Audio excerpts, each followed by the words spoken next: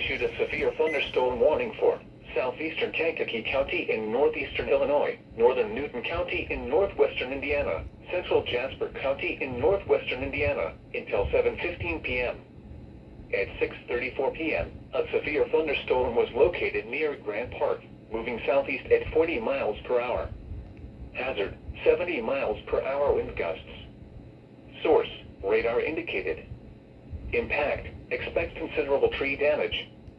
Damage is likely to mobile homes. Not the first roofs, time I've heard and that outbuildings. today. Locations impacted include Moments, Morocco, Lake Village, Ruth Lawn, Hopkins Park, Mount Air, Fair Oaks, Park, Sumava Resorts and Fair. Including the following interstate: Indiana Interstate 65 between mile markers 215 and 234. For your protection, move to an interior room on the lowest floor of a building. Continuous cloud-to-ground lightning is occurring with this storm. Move indoors immediately. Lightning is one of nature's leading killers. Wonder if this has a tornado Remember, possible as well. If you can hear thunder, you are close enough to be struck by lightning.